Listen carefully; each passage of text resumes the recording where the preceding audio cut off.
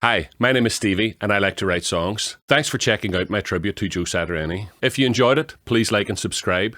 If you want to find out how the song was made, or if you want a guitar lesson on how to play it, then please stick around. Let's go.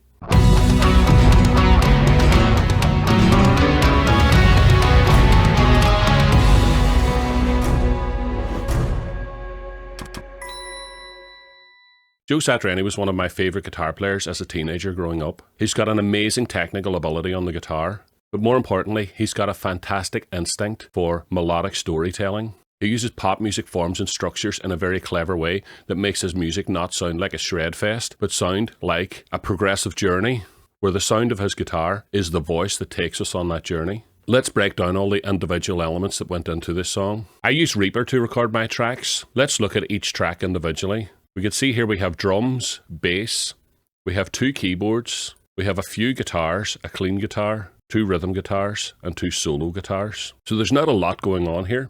Now, in the drums, I use perfect drums. I've gone through each of these drums, and I have selected the drum that I like the best. If we right-click on the drum, we can select or audition different kick drums. And that's the one that I use. Same thing with the snare and the hi-hats.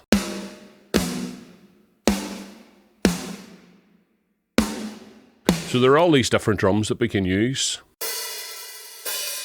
And once we've selected the drums that we like, we can go into the mixer. And the thing that I think that makes perfect drums really good is this effect slot here. These are the studio effects that a producer would typically put onto a drum kit.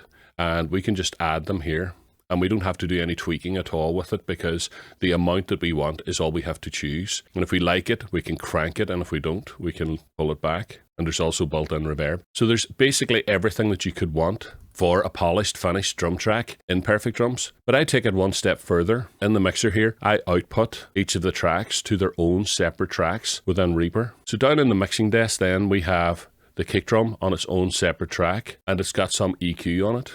I think I mostly use Chris Lord-Alge presets as a starting point. Same thing with the overheads. And then the whole lot of the drums are routed out to one final track. And in this, I have parallel compression. And we can see here I've used Reaper's internal parallel compression for this. And just to make sure that nothing overloads the output, I go through a clipper that's set at a very mild setting. It just means that sometimes when the drums start to accumulate on top of each other, it can get a wee bit out of control. So I just don't want to send any clipping on through to the rest of the track.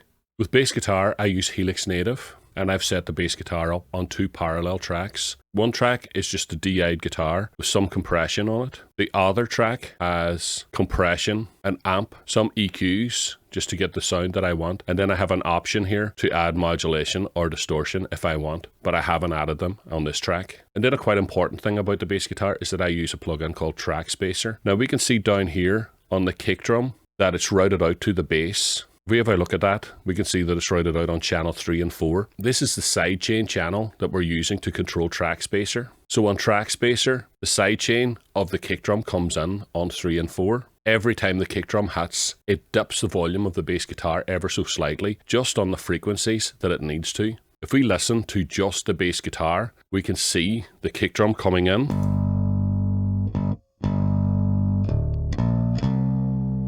And we can see how much is being dipped. And that's because the kick drum is happening at exactly those times. If we put the kick drum back in, you'll hear it. Okay, you can actually listen to the sidechain here. So that's the kick drum coming in. Now the other thing we can do is we can use the delta function in Reaper to hear just what's being taken away from the bass guitar. So these little ticks of sound are being taken away.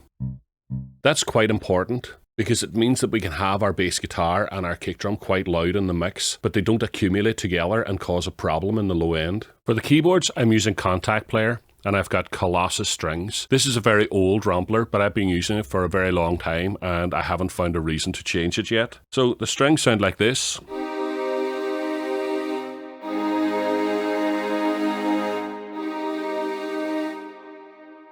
I have a synth in the track as well, and for that I'm using Analog Lab Intro. This comes up occasionally as a free plugin. I got it for free. So if you're interested in this plugin, keep an eye out on the Arturia website. It will eventually come back up for free again. And it sounds like this.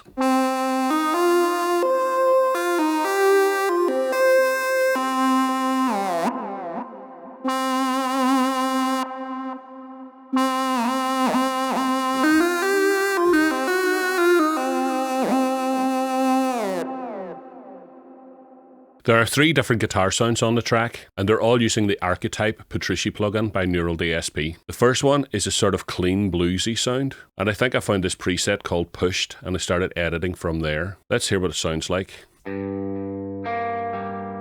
you can hear that it's got delay.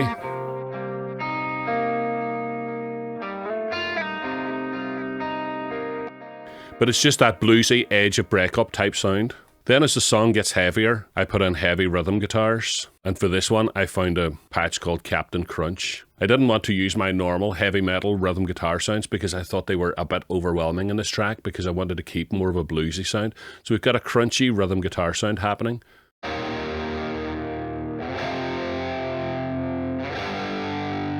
And of course I've got that panned hard left, and I've got another one, panned hard right. This gives us our rock music layer when the 2 guitars are panned hard left and right and playing essentially the same thing. And then we have the lead guitar patch. Now the lead guitar patch has 2 things going on. I've made my own lead guitar patch here called Solo, that I call Solo 3. It's using Patrici's lead amp, and it's got some delay and stuff on it. And after that, I'm using CLA Mix Hub, and I'm doing the 8K trick that CLA quite often does, where he boosts 8K and then compresses the guitar back down again. This just makes the guitar sound a bit brighter, which is closer to a kind of Joe Satriani type sound. The keyboards are going through a master track, and on the keyboards I have put quite an extreme high pass filter on it. This is so that the keyboards can add sound to the top end but not interfere with the kick drum and the bass guitar and the stuff that's going on down in the low end. I want to keep that tight. And then if we look at the master channel, the master channel has basically 2 things happening. There's a bit of high-end oral exciter being added to the track just to give it that pop polish. It gives it a sheen. And then this mastering plugin. This mastering plugin is quite easy to use because all you really have to do is when you play the track,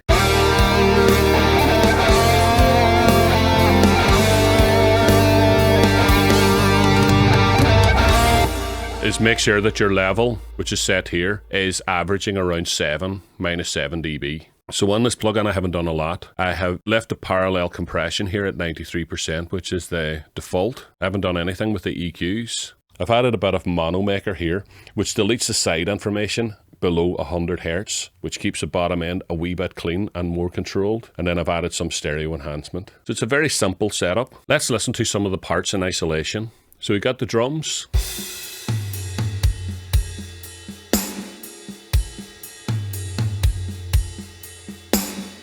So at the start here, I'm using some ghost notes on the snare and a tambourine. I should point out here that the tambourine is not a sound that actually comes in Perfect Drums, but I've added it in the sample section as one of my own samples. So we have the drums, and then the bass guitar.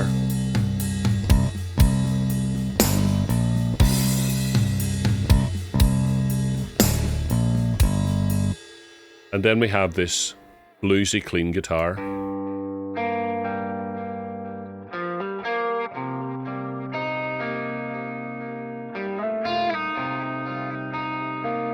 So with everything together,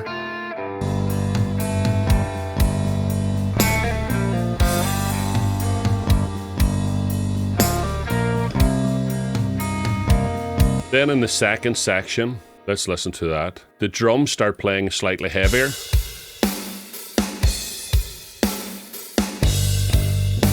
And the bass guitar becomes more driving. This is when the keyboards come in. So let's hear.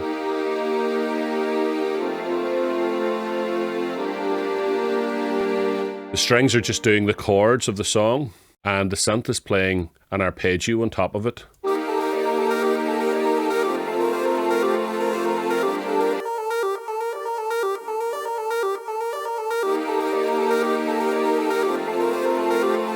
So let's hear that with the bass and drums.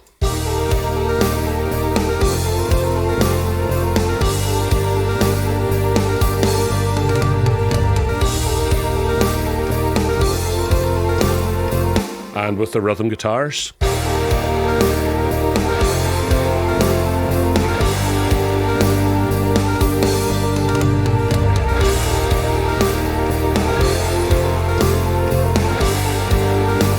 Then we get to a staccato section.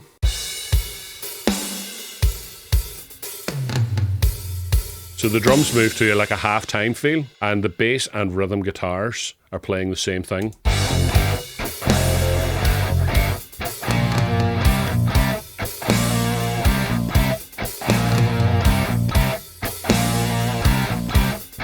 And I think the strings are playing the same thing as well. Let me check. Yep.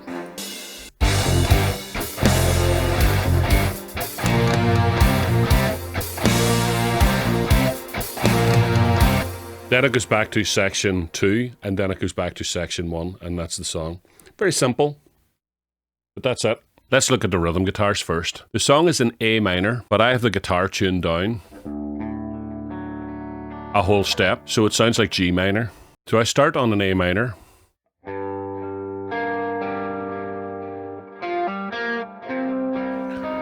D minor 7. Slide it up.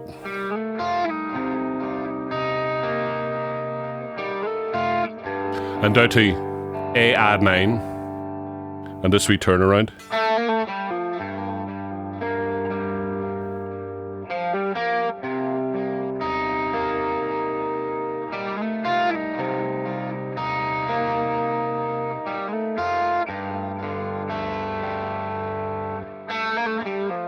And the rest of the rhythm guitars are just playing diamond power chords.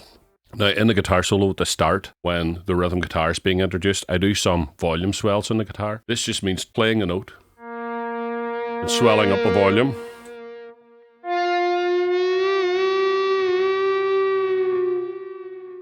I do some of that at the very beginning. And then I go into my main blues motif. For this, we've quite a saturated sound here, so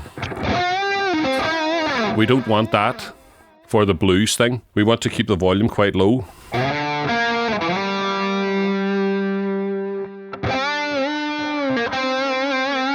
So I got my volume down about halfway here. We're playing in A minor pentatonic here, quite simple.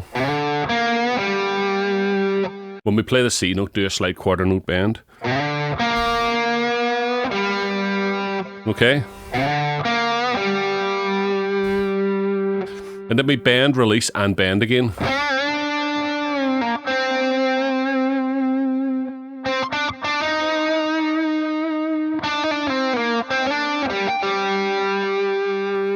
And then the same thing again.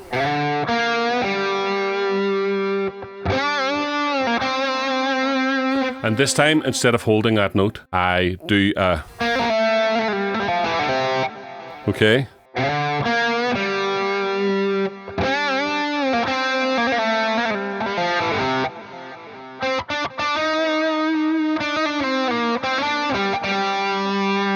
Now, at this point, we swell the volume up and we do a pick scrape.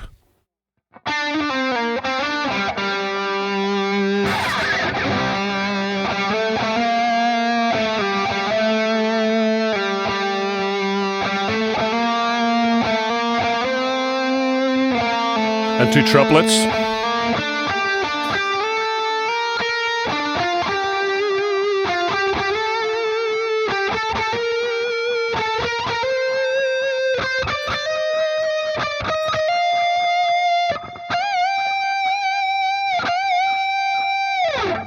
So that's the second section. It just keeps ascending all the time, even though the rest of the chords are sort of staying where they are. So let's try the first part of the guitar solo. We start with this.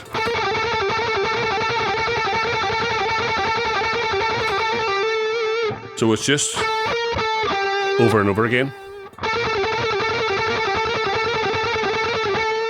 Then we go into a broken chord, arpeggio type thing.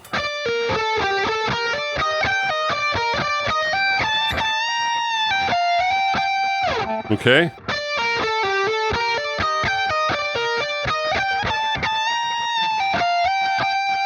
And after that we do slides, playing all the notes of the A minor pentatonic on the B string.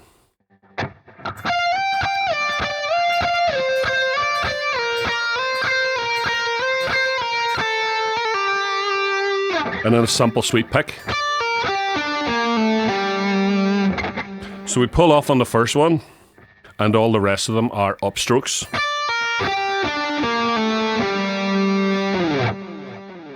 The next section is more of the same of those types of broken chord type things.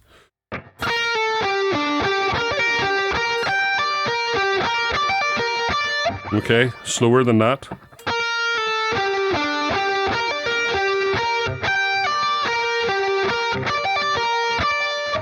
So that's all A minor, and then we go into a bit of a G thing.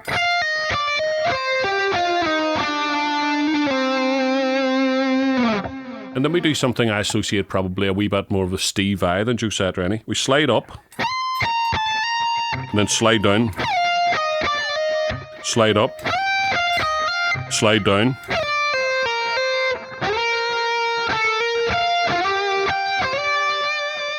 Okay.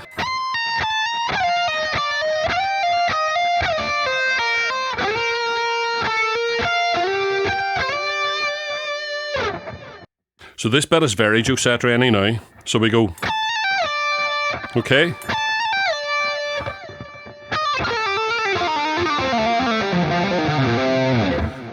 So let's try and break that down.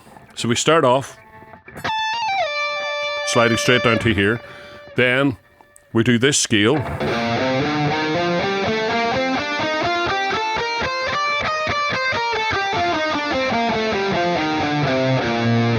Which is sort of C major position. So that's the main thing that we're doing.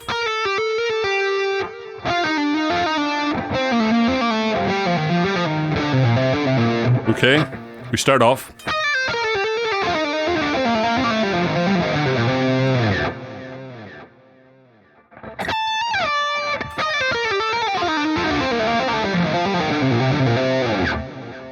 And then we go into something I hear Joe Satriani doing a lot, which is sort of playing out the notes, but adding in some nines.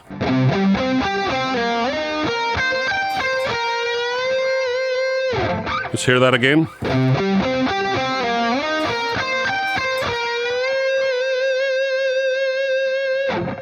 And then a tapping section. Let's try it really slow. It'll be hard, but...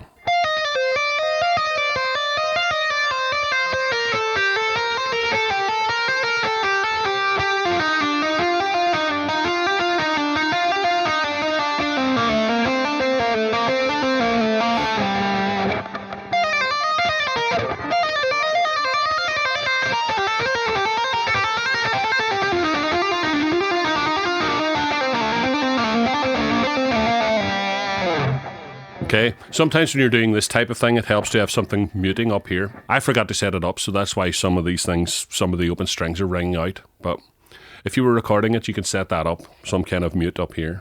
Then a little blues thing at the end. Okay, so we're playing the flat. So we're playing the flat 5 on there. And then we finish with a massive extended run up. So we're playing twice. And the same in the next string. Okay. Sequence it upwards. On up. Then we do this one again. Then we start over again here, up an octave. Sequence it up. On up. On up. Then we move on to the B and E string.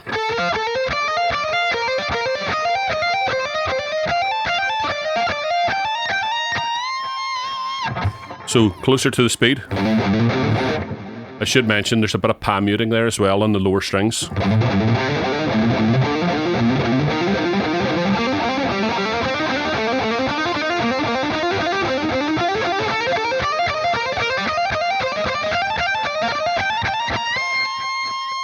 And after that,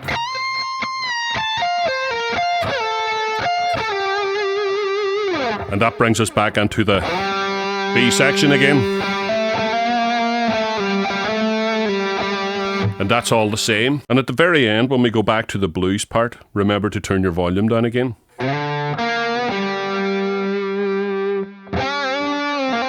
There's some different variations on that little lick from the start. And what else? There's a couple of little accents just as the song is fading out.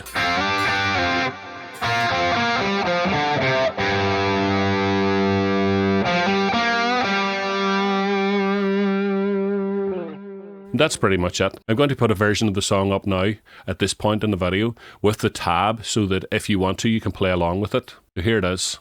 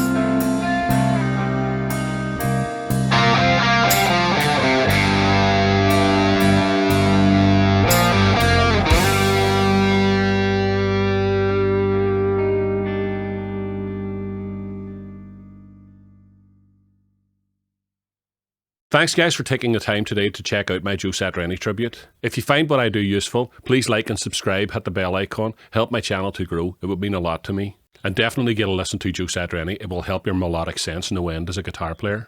You guys rock!